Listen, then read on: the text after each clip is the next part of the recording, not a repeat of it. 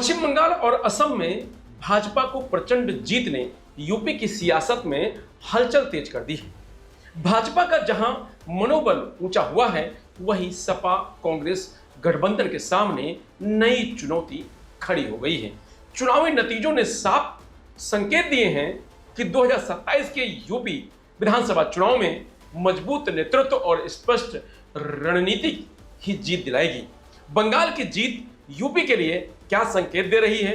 क्या सपा अब भी मुख्य मुकाबले में बराबर की टक्कर देगी या भाजपा तीसरी बार बड़ी जीत दर्ज करेगी? बंगाल असम का कौन सा फार्मूला यूपी में भी काम करेगा? इस वीडियो में इसी पर विस्तार से चर्चा करेंगे।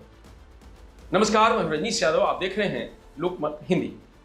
भाजपा यूपी में और आक्रामक रणनीति अपनाएगी। हिंदुत्व के साथ हाईवे, एयरपोर्ट्स, इंडस्ट्रियल कॉरिडोर जैसे विकास के मुद्दे अहम होंगे। अखिलेश यादव को अब न सिर्फ भाजपा बल्कि इंडी गठबंधन की अंदरूनी कलह से भी जूझना होगा। कांग्रेस 100 से कम सीटों पर मानने को तैयार नहीं है। समाजवादी पार्टी 50 से ज्यादा देना नहीं चाहती। यूपी में यादव मुस्लिम वोट बैंक सपा के साथ है। भाजपा नॉन यादव ओबीसी को साधने में जुटी हुई है। ऐसे में दोनों पार्टियों को हर वर्ग का वोट चाहिए होगा, जिसके लिए प्रयास करना होगा। बंगाल चुनाव में महिलाओं ने सुरक्षा और विकास को प्राथमिकता दी है। तृणमूल कांग्रेस की तरह सपा भी महिला बिल का विरोध करती है। भाजपा इसे मुद्दा बना रही है। बंगाल में टीएमसी ने अल्पसंख्यक वोट के लिए तुष्टीकरण की राह चुनी, जो उस पर भारी पड़ा है। सपा भी महिला बिल के दौरान मुस्लिम महिलाओं के लिए अलग से आरक्षण की मांग उठा चुकी है। उत्तर प्रदेश में भाजपा से लड़ने के लिए अखिलेश यादव को एक मजबूत रणनीति बनानी होगी। 2027 में भाजपा तीसरी बार यूपी में सत्ता हासिल करने के लिए जोर लगाएगी, तो सपा कांग्रेस गठबंधन 2024 लोकसभा की तरह भाजपा को हराने की कोशिश करेगा। अब सवाल यह है कि बंगाल में सत्ता परिवर्तन और असम में लगातार तीसरी बार सत्ता में लौटने वाली भाजपा को यूपी में हराना क्या इतना आसान होगा? इंडिया गठबंधन को, समाजवादी पार्टी के राष्ट्रीय अध्यक्ष अखिलेश यादव को। यूपी में सपा प्रमुख विपक्षी दल है। अखिलेश यादव लगातार पीडीए यानी पिछड़ा दलित अल्पसंख्यक की बात कर रहे हैं, लेकिन बंगाल की हार से सपा पर दबाव बढ़ गया है। अगर बंगाल में टीएमसी जैसी मजबूत पार्टी हार सकती है, तो यूपी में सपा कितनी देर तक भाजपा के सामने टिक पाएगी, ये बड़ा सवाल है। बंगाल में भाजपा ने जिस तरह राम मंदिर, सीए और आर्थिक सुधारों को मुद्दा बनाया, उसी तरह यूपी में रामपथ एक्सप्रेसवे, निवेश और यूपी के विकास को आगे बढ़ाया जाएगा। जानकारों की माने तो भाजपा 5 में से 2 राज्यों में तीसरी बार सरकार बनाकर और टीएमसी से बंगाल छीनकर भाजपा का हौसला बुलंद है। कार्यकर्ता जोश में है।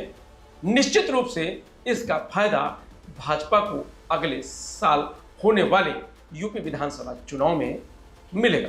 तृणमूल कांग्रेस ने बंगाल में किसी बड़े दल के साथ चुनावी समझौता नहीं किया था।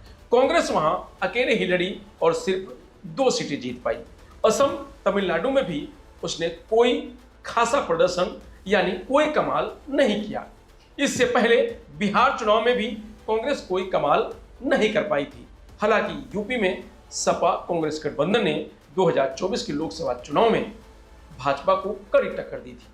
विधानसभा चुनाव में भाजपा को सपा कांग्रेस गठबंधन की काट ढूंढनी होगी। जानकारों का मानना है कि बंगाल चुनाव के नतीजे सपा के लिए सबक हैं। जनता के मुद्दों के साथ उसे सड़क पर उतरना होगा।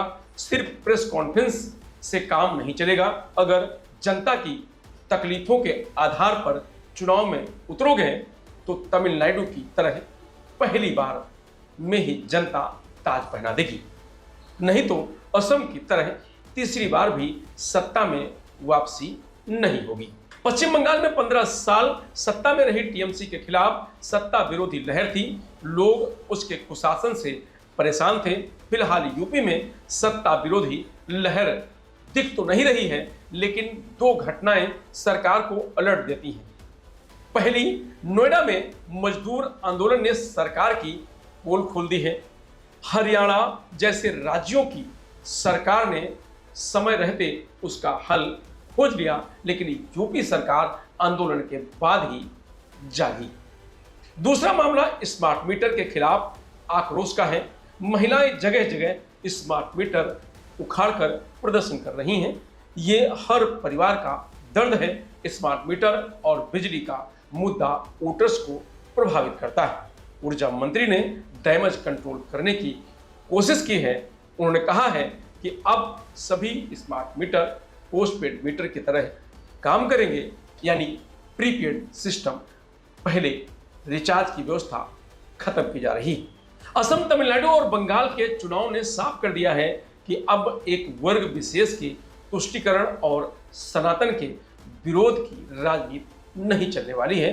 सपा को इसके बारे में एक बार फिर से सोचना होगा। फिलहाल इस खबर में इतना ही। आप देखते रहिए लोकमत हिंदी।